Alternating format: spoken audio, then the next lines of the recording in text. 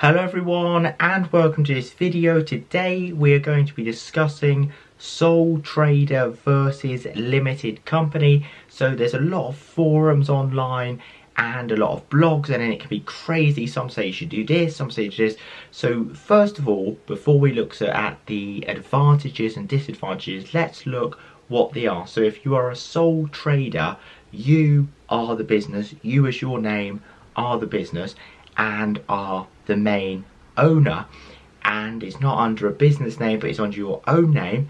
And then if you're a limited company, then it's the business name and then you're the director. So the owner of a limited company is called a director, and then the ending would be LTD or limited, either LTD or limited, and then that's a company and then you're like the owner of the company called a director. Now with this, what we're going to go into now is the advantages and disadvantages. So starting off, if you are worried about personal liability and personal problems like that to use, let's say you get in a legal battle and you're a sole trader, they can potentially take your personal belongings and send a bailiff to take things from your house if you've done something wrong, to pay off any money or to pay off any debt. So all of the liability is on you as a person, and when you're a limited company, it's on the company. So the company could be in debt, the company could go down, but you'll be safe, your house would be safe, and you would be safe.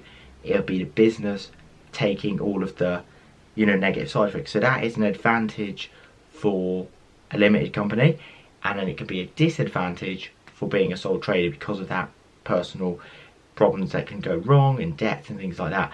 Now the next one is if you want to have other people in the business, so like someone that does the admin, computer work, and multiple people working for you, then it would be better to be a limited company, because then you could add them to different roles. You get to give people actual professional roles with company's house and register it as a business, and you can have different roles. And then also, let's say you're earning, that can be I'll do that point now. Let's say you're earning more than £25,000. Are you in profit? So your profit now per year, profit earnings £25,000 or more, then you should be a limited company. And in that way, the taxes are better. The taxes are better for you and also your employees. Now another thing is, when it comes to expenses, as a sole trader, you can do, like, let's say you work from home, you can do your computer, the one that you bought for your business, but usually only one device. You can do a bit of the Wi-Fi, but it's very hard to get those allowable expenses on your tax return. With a limited company, you get so many allowable expenses. You get like an office space, you get the electric. Basically, you can write off a lot more. And let's say you had an office and you had to travel there, and it was like for the tax return or something to do with the business, you can try and get money off your fuel and off your gas.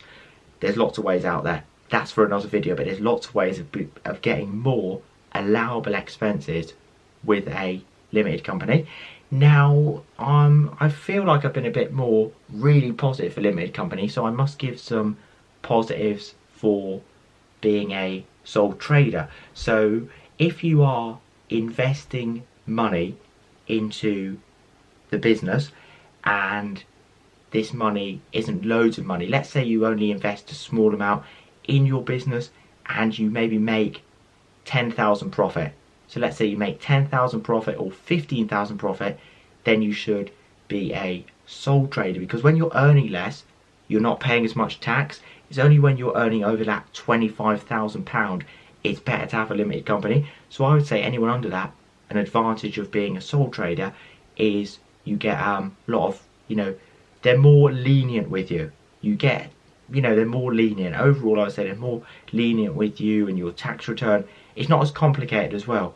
The tax return for a company is different to your tax return, which is your self-assessment. It's sort of easier to do and pay as a sole trader. So that's a positive, admin-wise, it's quick when you log in into your self-assessment.